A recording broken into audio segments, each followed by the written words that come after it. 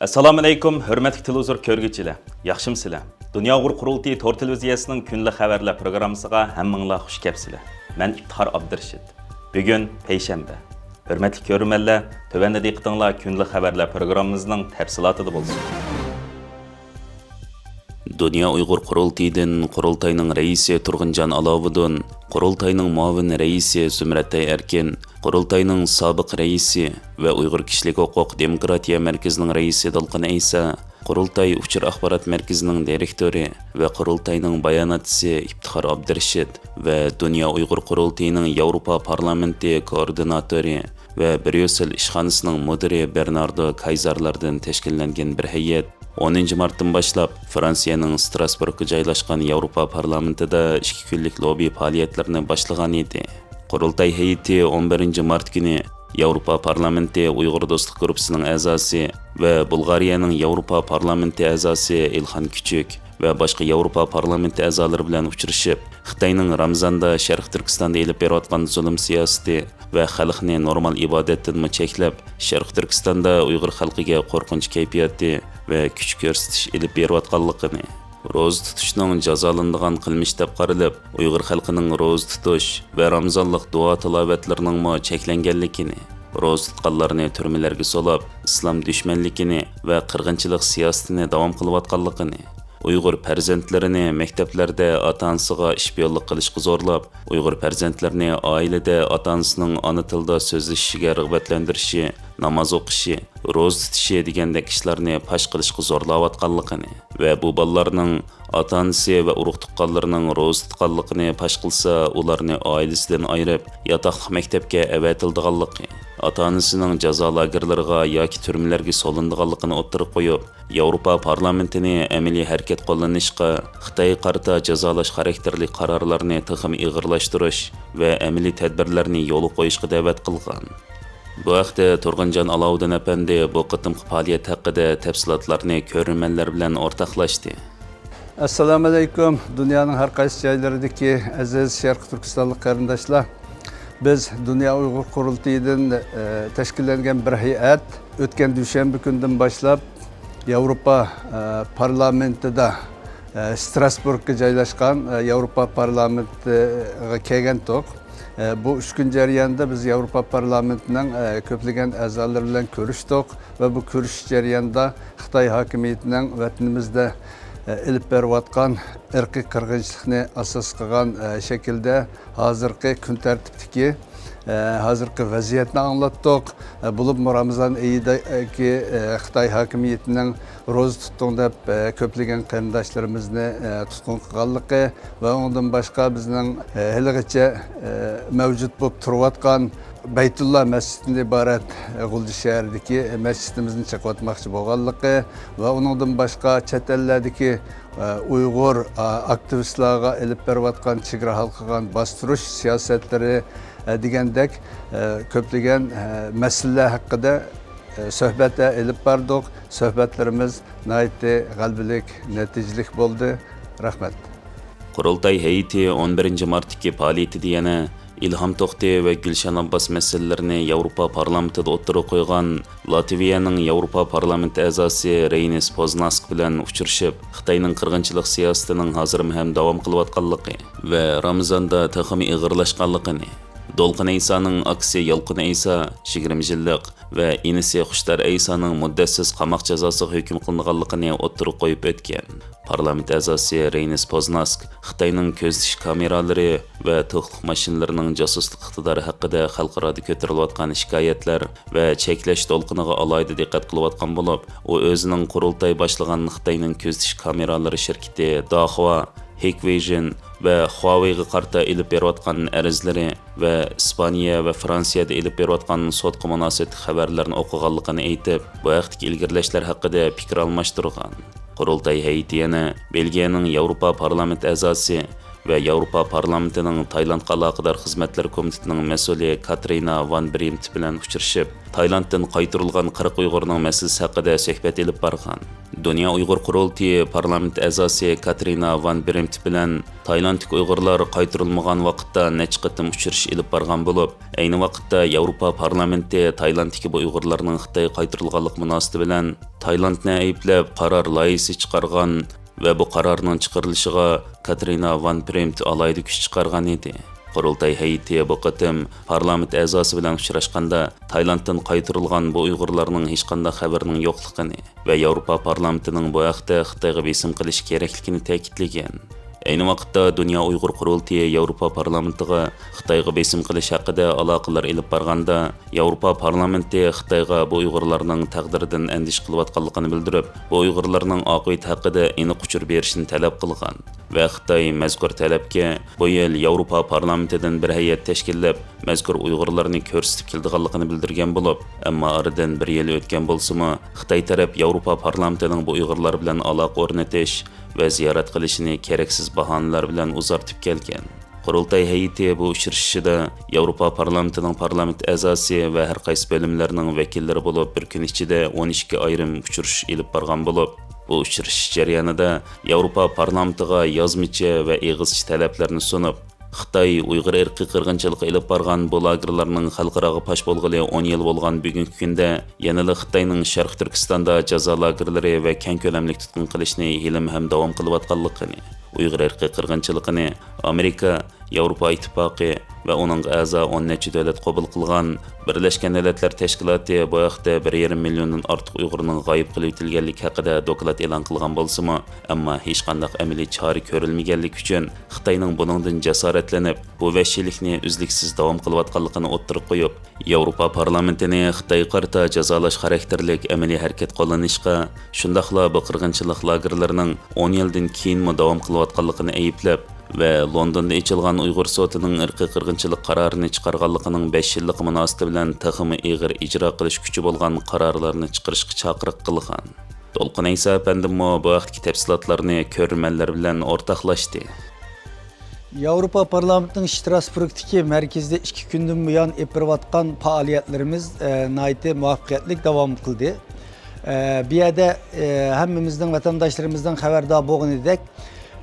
2025 yılı 2. ayda Tayland'ın 40 nefar qarindoshimizni Xitoyga qaytarib etgan o vaqtida Dünya Qurultiyi rahbarlari bo'lib bu yerga kelib bir qancha haftalık lobi çalışmaları yapgan bu nispeten Avrupa Parlamenti o'tgan yil naq mushu kunda, yani 3. ayının 10. günüsü bu 40 Uyg'urni Xitoyga qaytarilayotganlik munosabati bilan bir Xitoy hukumatini ayblab va Tayland hukumatini ayblab bir qaror loyihasi o'tirib qo'ygan va 2 kunlik muzokaradan keyin 3. ayının 12. günüsündel bir yil to'shgan bugungi kunda bu yig'inda o'tirib qo'yilib bu qaror qabul qilingan. Buning dal bir yilligi munosabati bilan buni qaytadan bu Yevropa parlamenti a'zolariga xotirlatish, bu 40 nafar Uyg'urning izdirgini qilish ve bu arqılıq chet ellarda muhaciratda hayati tehdit aldısında qilayotgan Uyghur vatandaşlarımızını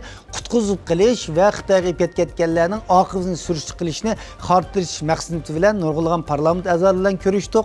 Uningdan boshqa degandagidek Ramazon oyida diniy e'tiqod erkinliklarimizdan ro'za tutishdan tortib bo'lsin, boshqa eng asosiy inson haqlarining va diniy e'tiqod erkinliklarining hozir tahdidi bo'layotganligini bayat bu realliklarni bilan xatırlatdik.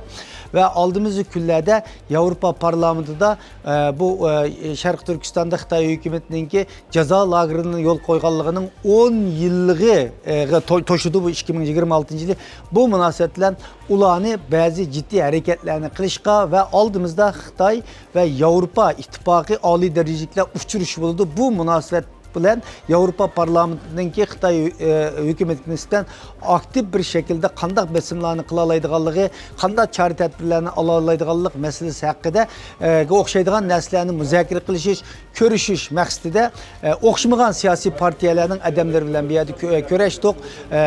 Ularının bu dünyanın dikkati başka temalarga yetkilip ketayotgan bir vaqtda bu irqiy qirg'inchilikning Sharqiy Turkiston davom etayotganligi, Xitoyning bu xalqarodagi vaziyatni ustunlik bilan paylash orqali bu Uyg'ur irqiy qirg'inchilik ustini yepishga tirishib, dunyoning diqqatini bosh taraf tortib ketayotganligini xotirlatib, bu masalani yana bir qatim kun tartibga akilish haqida faoliyatlar yapdik. Hozirgacha bo'lgan uchrashishlarimiz nayt muvaffaqiyatli, nayt bir qo'llash ko'ryapmiz, nayt muvaffaqiyatli bir uchrashish bo'ldi. Dünya Uyghur Qurultayı 3-nji qatımlıq xalqara Uyghur munbirini ötküzüdü.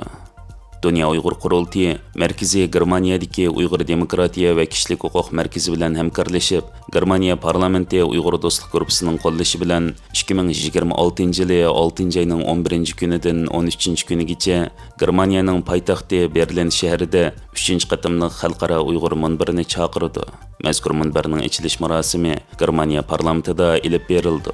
Xitoyning Sharq Turkistonda keng ko'lamlik jazo lagerlarini qurib, Uyg'ur xalqini keng ko'lamli qirg'in qilganligi va bu lagerlardan 10 yil o'tgan bugungi kunda e'tirof qilishdan javobgarlik tortishgacha keyingi qadam nima nomli bu munbarga parlament a'zolari, siyosatchilar, olimlar, qonun mutaxassislari, jurnalistlar, puhraviy jamiyatlarning rahbarlari ve dünyanın her qaysi joylaridan kelgan Uyg'ur vakillari bir yerga jam bo'lib, dunyo miqyosida Uyg'ur qirg'inchiligiga bo'lgan inkosni baholash va Uyg'ur xalqiga qarshi davomlashayotgan jinoyatlarning javobgarligini surishtirishni ilgari surish uchun konkret strategiyalarni tuzdi.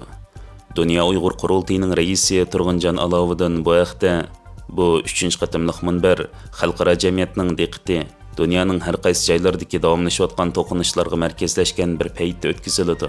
Maqsad bu munbar orqali ilgarilashlarni qo'lga keltirish va javobgarlik tadbirlari to'g'risida muhim muzokaralar ilib berish deydi. Bu yillik munbar oldingi yillardagi munbarlarning tajribasini yig'inchoqlagan asosda ichiladigan xalqaro Uyg'ur munbarining 3-nji qatımligi bo'lib, 250 odam qatnashgan tunji munbar 2022-yili Belgiyaning poytaxti Bryusselda o'tkazilgan. İçiliş marosimi Yevropa parlamentida elib berilgan ve şu qatımlıq munbar Yevropa parlament a'zolaridan Rafael Glucksmann, Meryem Lexman, İsmail Ertug ve David Lega qatorliq partiyalar aro parlament a'zolarining qatnashishida uyushtirilgan edi. 2-nji qatımlıq munbar 2023-yili Yaponiya poytaxti Tokioda Yaponiya parlamentida Yaponiya Uyg'ur jamiyati ve Xitoy qarshi parlamentlar aro ittifoqi bilan hamkorlashib, Yaponiya parlamentidagi Uyg'ur do'stlik guruhining raisi Keiji Furiyaning rahbarligida o'tkazilgan bo'lib, bu munbarga Yaponiya va dunyoning har qaysi joylaridan kelgan 80 parlament a'zosini o'z ichiga olgan 200 dan ortiq odam qatnashgan edi.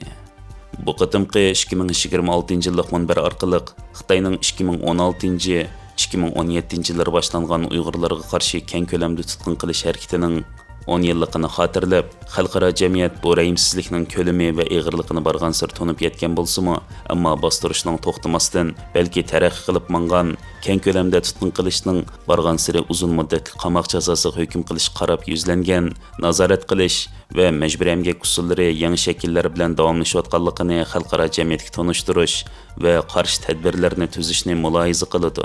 2021-yildan buyon Amerika, Angliya, Kanada, Fransiya, Belgiya, Gollandiya, Chexiya, Irlandiya, Litva va Tayvan qatorliq 11 davlat va hukumat Yevropa parlamenti bilan birlikda Uyg'urlarga qarshi qilingan jinoyatlarning qirg'inchilik ekanligini rasmiy e'tirof qilgan va 2022-yili Birlashgan Davlatlar Tashkilotining Kishilik huquq oliy komissarligi ishxonasi Uyg'urlarga qilingan qirg'inchiliklarning insoniyat qarshi jinoyat bo'lishi mumkinligini qaror qilgan edi. Uyg'ur sud mahkamasining natijalari, shundaqla kishilik huquqni kuzatish tashkilotlari va xalqaro kechirim tashkiloti qatorliq tashkilotlarning dokladlari qiynash, majburiy emgak, diniy e'tiqod erkinligini cheklash, madaniyat vayronchiligi va Uyg'ur oilalarini ayirib etish qatorliq keng ko'lamli buzg'unchiliklarni ilmo xotirlamoqda. Xalqarada bu qirg'inchilikni e'tirof qilish kuchayayotgan bo'lsa-mu, yaqinqi yillardan buyon murakkab dunyo vaziyati sababidan Xitoyni xalqarada javobgarlikka tortish surati ostaladi. Shuning bilan bir vaqtda Uyg'ur muhojirat jamiyatlari barg'ansir ko'payayotgan chegara halqagan bostirishga duch kelmoqda. Uyg'ur musofirlari va panohlik tilguvchilar bo'lsa qo'g'lab chiqarish va boshqa xavf-xatarlarga duch kelmoqda. Bu munosabat bilan xalqaro Uyg'ur munbiri xalqaroliq dialog va hamkorlik uchun muhim supu bo'lib xizmat qiladi. Qatnaşqıçılar Sharq Türkistan və chet ellərdəki bastırışның özgəriyotqan alayidligini tekşürüb, Yevropaның mecbur əmgəkni çəkləş qanununun icra qılınışını küçəytiş strategiyalarini muzakir qılıdı. Uyghur muhacirat cəmiyyətləri duch kelayotqan təhdidlərini hal qilishning choralari və Uyghur xalqiga qarshi ishlangan jinoyatlarning javobgarligini surishtirishning qonun yo'llarini tadqiq qiladi.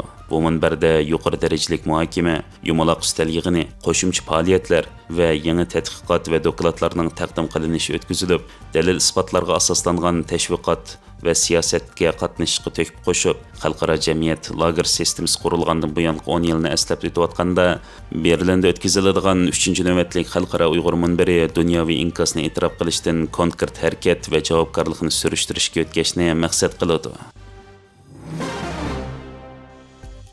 Xitoyning 14-cü növbətlik məmləkət xalq qurultayı 4-cü yığınında Uyghur, Tibet və Mongol qatarlıq millətlərini assimilasiya qilishni kuchaytiradigan qonun loyihasi muzokara qilingan bo'lib, tajovuzchi Xitoyning bu qonuni Uyg'urlarni asos qilgan Sharq Turkistondagi Turkiy xalqlarga va Tibetlarga qaratilgan. Xitoyning atalmış Millatlar İttifaqlığı taraqqiyotini ilgari surish qonuni deb atalgan bu loyihada Xitoychadan boshqa tillarning o'rnini texmi tövənletish, millatlar aro to'y qilishga qarshi har qanday harakatni qattiq cheklash, Xitoylarni boshqa millatlar bilan to'y qilishga rag'batlantirish, Millatlar İttifaqlığıga buzg'unchilik qilish deb qaralgan har qanday ish harakatlarni cheklash va ig'ir jazolash qatorliqlar maqsad qilingan. Növbətdə Xitayda Uyghur, Tibet, Mongol qatarlıq millətlərdən başqa mutlaq köp qism millətlər Xitaylar tərəfindən asasən assimilasiya qilinib bolğan olub, bu qanun növbətdə Uyghur, Tibet, Mongol qatarlıq Xitayning irqi qirg'inchilikka uchrayotgan millatlarni nishon qiladi ekan. Hörmətli görürmənlər, yuqorida diqqətinizə Kunlik xəbərlər proqramımızın təfsilatını sunduq. Kelər qıtımlıq sanımızgacha ko'rishgacha aman bo'lgaysizlar. Stansimizning YouTube kanaliga a'zo bo'lishni unutmang. Xayr xo'sh.